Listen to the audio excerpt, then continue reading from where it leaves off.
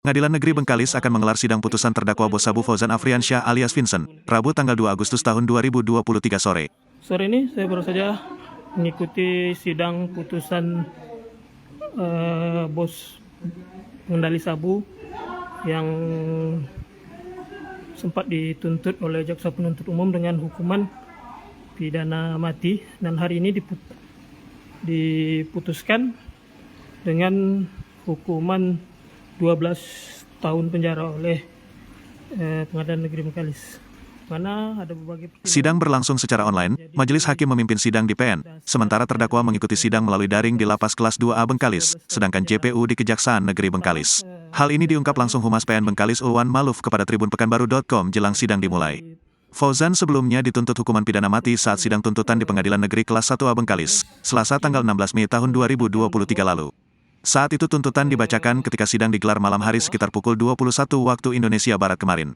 Pada perkara ini, majelis hakim yang mengadili terdakwa dipimpin langsung Ketua PN Bengkalis Bayu Sohora Harjo didamping dua hakim anggota Ulwan Ma'aluf dan Ignas Ridho Anarki. Informasi dirangkum Tribun, Fauzan alias Vincent sebelumnya diamankan langsung tim Direktorat Tindak Pidana Narkoba Bareskrim Polri Medio Juli tahun 2022 lalu di Bali. Kuasa hukum bos sabu Fauzan tidak hadir dalam sidang putusan, majelis tetap lanjutkan sidang.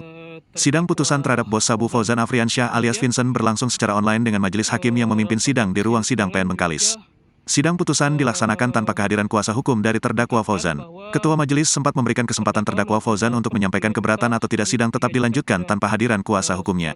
Dalam kesempatan tersebut, Fauzan keberatan putusannya dibacakan tanpa kehadiran kuasa hukumnya. Menurut dia kuasa hukumnya dalam keadaan sakit dan meminta sidang putusan ditunda sampai waktu kuasa hukumnya bisa hadir dalam sidang putusan. Setelah mendengar pernyataan terdakwa, Ketua Majelis Hakim Bayu Sohora Harjo mengambil kebijakan untuk mengesampingkan keberatan terdakwa.